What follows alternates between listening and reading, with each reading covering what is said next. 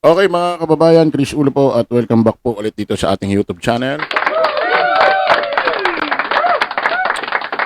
Okay mga kababayan, pag-usapan ho natin itong nangyayari ngayong araw na kung saan yung pagpapatuloy ho ng pag-iimbestiga dito ho sa ginawang hearing, komite ni sa pangunguna ho ni Amy Marcos, ni Senadora Amy Marcos, na kamukha ni Francis Leo Marcos. Oo, na kung saan, naalala nyo, di ba, nung una, yung ginawa niyang hearing, may mga nagpunta dyan sila General Torre, hepe ng CIDG. O ngayong araw, mga kababayan, nasupresa ho itong sila Senadora Amy Marcos, Chis Escudero, at itong si Senador Bato de la Rosa.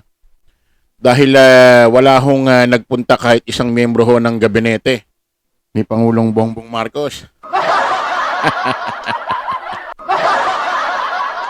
Inindyan ho sila. Kasi ito hong si Senadora Amy Marcos ay pinapatawag itong mga gabinete ni PBBM about dito sa sinasabi planado daw, planado na pag-aresto kay Digong nung March 11. Naalala nyo? Natural pinagplanuhan yan, pero hindi yung planong mga nakarang araw pa. Ibig sabihin plano na, saan ba natin huliin? Saan ba natin isasako? Saan ba tayo pupwesto? Yun yung mga ganong sigurong plano. Pero yung pag pinagpaplanuhan na parang madumi sa isip nyo na kung paano, alam mo yung kung paano arestuhin, ganito yung si Digong ng mga nakaraang buwan pa. Wala naman sigurong nangyaring ganon. Basahin mo natin.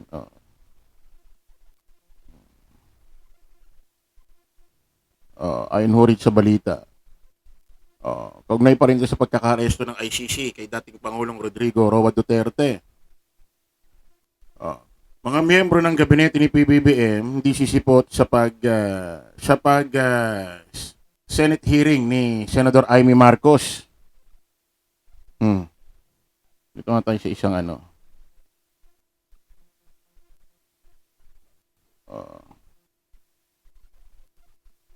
yeah. Kinumpirma ng Malacanang na hindi dadalo ang mga miyembro ng gabinete ni Pangulong Ferdinand Bongbong Marcos Jr. Sa susunod na pagdinig ng Senate Committee on Foreign Relations sa issue ng pag-aresto kay dating Pangulong Rodrigo Roa Duterte. Executive privilege. Sinangkalan sa Senado, mga gabinete, iboboycott ang hearing sa Duterte arrest. Ewan ko ba rito kay Senadora Amy Marcos, parang although alam mo naman na hindi niya pa mismo inaano si PBBM tinutukoy rito, pero syempre yung ganitong eksena para bang siya mismo gumagawa ng paraan para talaga magipit ang kanyang kapatid, masisi, mabash, no? Ewan ba natin kung anong meron itong dugo meron ito si Amy Marcos, Para bang gusto niya maipit talaga si Pangulong Bongbong, gusto niya talagang ewan ko ba kung bakit. Ano kayang meron, Bakit kaya ganito ang bakit kaya ganito ang pinakikita ni Amy Marcos sa kanyang kapatid? Actually kanina mga kababayan, nagkita-kita na ho itong si si Senador Bato de la Rosa lumutang na. Lumutang na mga kababayan kasi nandiyan ho sila sa Senate kanina. Nakita-kita ho ito si Senadora Amy Marcos at itong si Senate President Chis Escudero na asawa ni Hart, evangelista, na ex naman ni Jericho Rosales.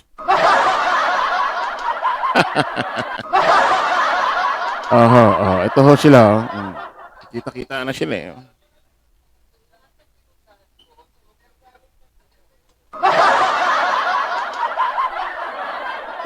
Matindi, naglabasan pati si Chis Escudero, Hindi na ako magtataka sa bagay. Ano yung sinabi ni Sal Panelo nung nakaraan? Nung dati daw nung presidente si Digong, yung mga abroad daw nila, mga paalis-alis nila ng papunta-punta nila ng ibang bansa, lagi raw sumasama ito si Senador Chis Escudero. Sabihin, talagang may ano ito. May pwedeng may dugong DD shit ito. Oo, sabi ko nga sa inyo, itong kasyong ito, sabi ko, yung mga iba rito na hindi natin nakikita, hindi nangingialam, kunyari, sa pagitan ng away ng Marcos at pamilya Duterte, pero isa-isa nating mahahalata, makikita kung sino-sino ho yung mga talagang Pangulong Bongbong Marcos, Marcos o mga Duterte. Oh. Ngayon, mga kababayan, itong si Senador Bato de la Rosa ay naku, dahil konta. So hindi nga ho nagpunta yung mga gabinete ni Pangulong Bongbong para maimbestigahan. Diri ninyo. Abay, akalain nyo yung Senador Bato de la Rosa, saka kumuha ng lakas ng loob Sir Bato de la Rosa, sabihin mo dyan sa Senate na itong mga hindi nagpunta dito sa pahiring ni Senadora Amy Marcos about dito sa pag-aresto kay Digong papuntang Dahig, bibigyan daw ng mga subpi.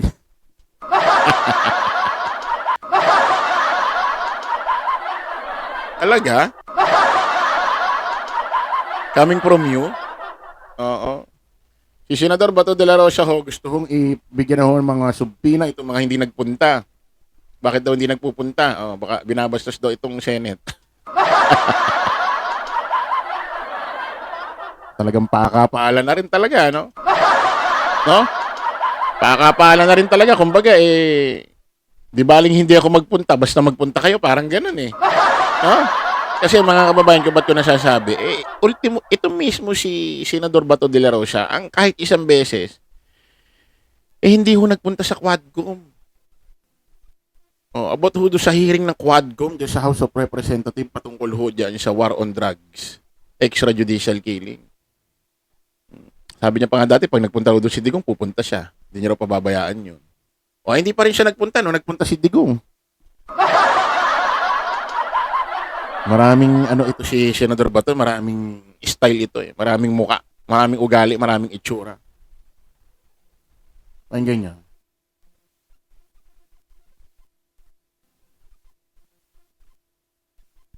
What we have right now in front of us are empty chairs. Itong ginawa ng mga opisyalis from the executive branch of government is a total snub to, as far as we're concerned. And ito'y tahasang pagbaliwala sa doktrina ng checks and balances ng ating gobyerno. Kung ayaw na mag-attend ng hearing, ibig sabihin, ayaw na nilang magpapacheck sa atin na co-equal branch of government.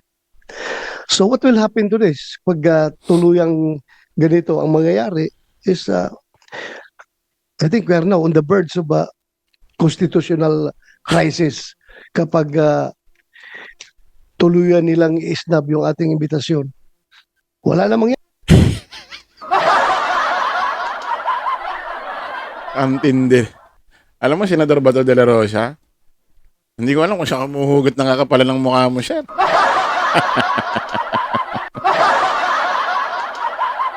Bakit ko nasabi naman, sir? Kasi ako, sir, nagsasalita ako sa iyo bilang isang mamamayang Pilipino, netizen, botante rito sa Republika ng Pilipinas.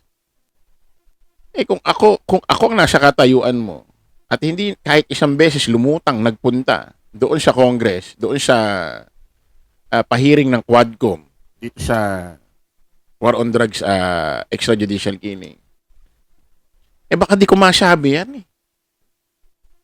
Sa totoo lang. Pero ikaw ang tindi mo, sir, no? Nakakaya mong sabihin yan, ano? Ikaw nga mismo. Ikaw nga mismo yung sinasabi mo. Wow. Lakas ng tama. Mangyari. Wala na respetuhan ito sa isang kapwa co-equal branch of government. So, Madam Chair,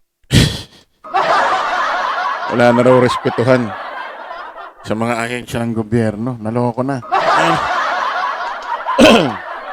Quadcom. Nako, mga minamahal naming mambabatas, mga congressman, congresswoman. Ano masasabi nyo rito sa taong ito? Ano masasabi nyo rito? Kasi si Senador Bato de la Rosa para bang nauulyanin na.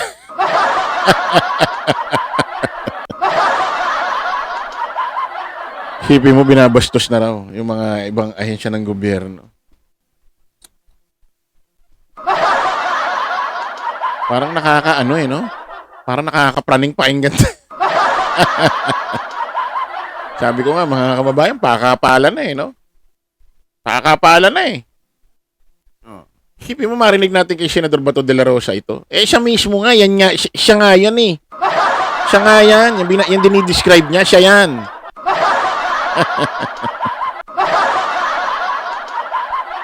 Chair, I would like to move that we issue subpoena to these government officials to require their presence in the next hearing. Kung meron ka pang gaganaping hearing, dapat masabina ito sila para magkaalaman. Klaruhin natin ito.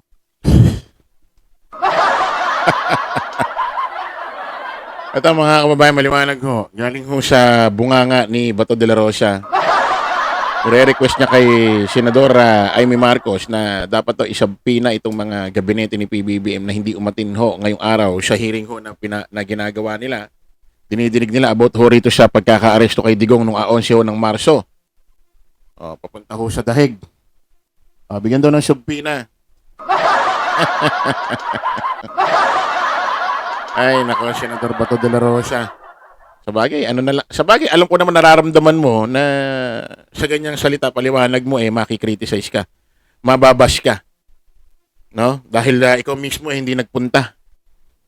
Lumutang doon sa hearing ng Quadcom about sa war on drugs, AJK.